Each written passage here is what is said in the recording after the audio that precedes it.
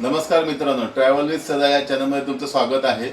आपण आंध्र प्रदेशतील पिठापूर या टूरमध्ये होतो। इथली प्रत्येक ब्लॉक तुम्ही पाहिला असेल असं मी समजून आता पुढील ब्लॉकला आम्ही सुरुवात करणार आहोत। तत्पूर्वी ज्या हॉटेलमध्ये थांबलो त्या हॉटेलची सुविधा आणि जेवण कुठच्या क्वालिटीचे ते तुम्हाला दाखवतो।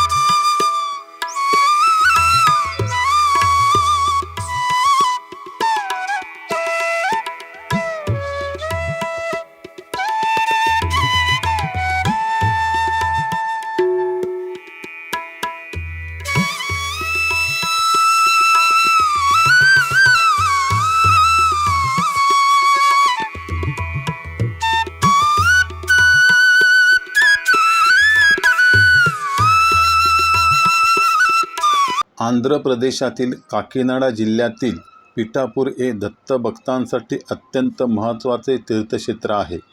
याच पवित्र नगरीत श्री दत्त अनघा लक्ष्मी मंदिर वसलेले आहे. अनघा म्हणजे जी सर्व दुःखे दूर करते. अनघा लक्ष्मी आणि भगवान दत्तात्रय यांची उपासना केल्याने भक्तांना सुख, समृद्धी आणि आध्यात्मिक शांती लाभते. या मंदिरात अनघा अष्टमीचे व्रत अत्यंत भक्तिभावाने केले जाते. मार्गशीर्ष व माघ महिन्यातील कृष्ण अष्टमीला किंवा प्रत्येक महिन्याच्या अष्टमीला हे व्रत करणे खूप फलदायी मानले जाते. मंदिरात दररोज सकाळी आणि दुपारी विशेष पूजा आणि आरती आयोजित केली जाते. भक्तांना येथे शांततेत नामस्मरण करण्याची आणि अनघा देवी व्रत करण्याची सुविधा उपलब्ध आहे. नमस्कार मित्रांनो, आता आपण अनघा लक्ष्मीच्या मंदिराच्या दर्शनासाठी चाललो. चला.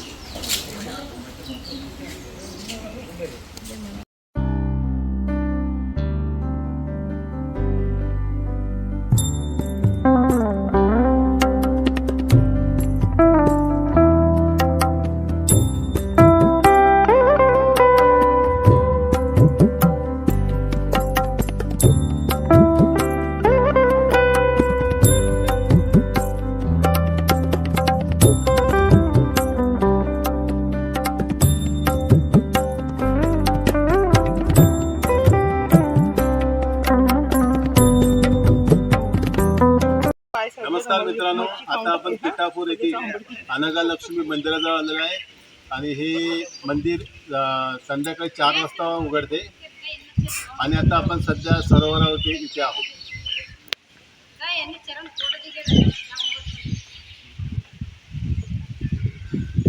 अनघा मंदिर लक्ष्मी समोर सुंदर तलाव आहे.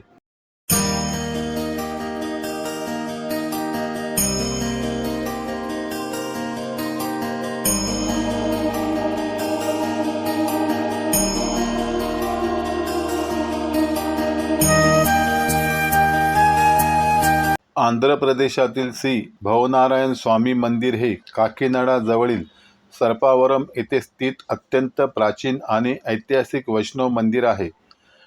ब्रह्मवैवर्त पुराणात या मंदिराचा महिमा सांगितला आहे.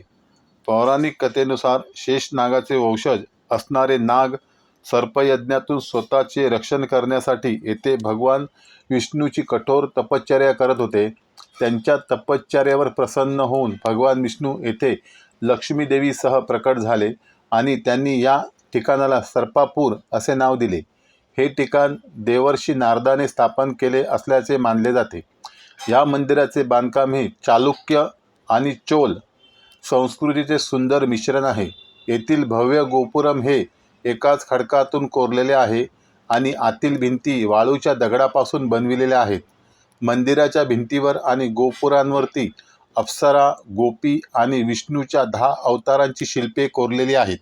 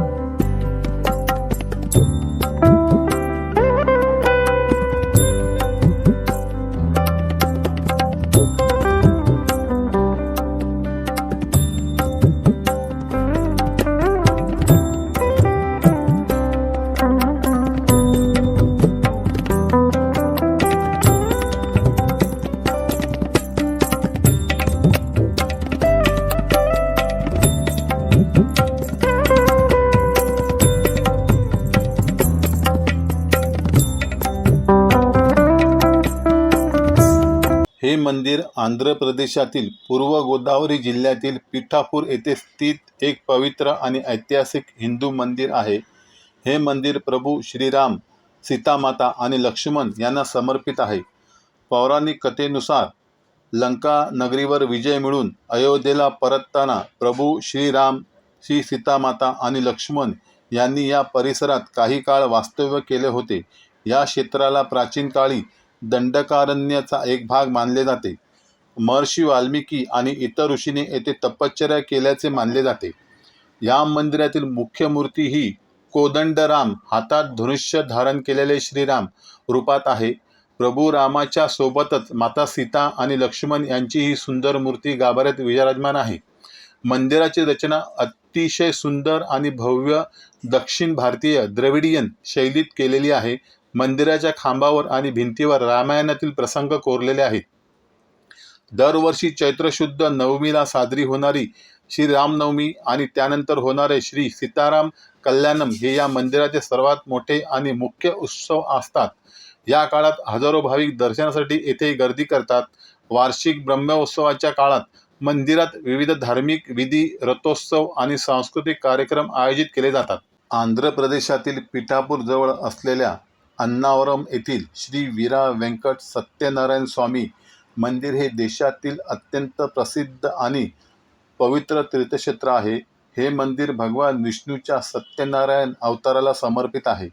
हे मंदिर आंध्र प्रदेशातील काकीनाडा जिल्ह्यात रत्नागिरी नावाच्या टेकडीवर वसलेले आहे. हे ठिकाण पिठापूरपासून सुमारे 32 किलोमीटर अंतरावर आहे. नमस्कार मित्रांनो, शीघ्र दर्शनासाठी 200 रुपये मंदिराच्या पायथ्याशी पंपा नदी वाहते. तिरुपती येथील बालाजी मंदिराप्रमाणेच आंध्र प्रदेशात सर्वाधिक भेट दिले जाणारे आणि सर्वात श्रीमंत मंदिरांपैकी एक मंदिर आहे. येथे सत्यनारायण व्रत करणे अत्यंत शुभ मानले जाते. धन, आरोग्य आणि समृद्धीसाठी हजारो भाविक दररोज येथे येऊन सत्यनारायण पूजेत सहभागी होतात. पौराणिक कथेनुसार भगवान विष्णूने सत्यदेव पिठापूरच्या परिसरात राहणाऱ्या एका भक्ताला दृष्टांत दिला होता की ते रत्नागिरी पर्वतावर प्रकट होणार आहेत. त्यानंतर इसवी सन 1891 मध्ये हे मंदिर बांधण्यात आले. मंदिराची रचना: मुख्य मंदिर 2 मजली आहे. तळमजल्यावर त्रिपाद विभूती नारायण यंत्र आहे. वरच्या मजल्यावर मुख्य देव श्री सत्यनारायण स्वामींची मूर्ती आहे, ज्यामध्ये एका बाजूला देवी अनंत लक्ष्मी आणि दुसऱ्या बाजूला भगवान शिव विराजमान आहेत. हे मंदिर वैष्णव आणि शैव या दोन्ही संप्रदायाचे मिलन मानले जाते.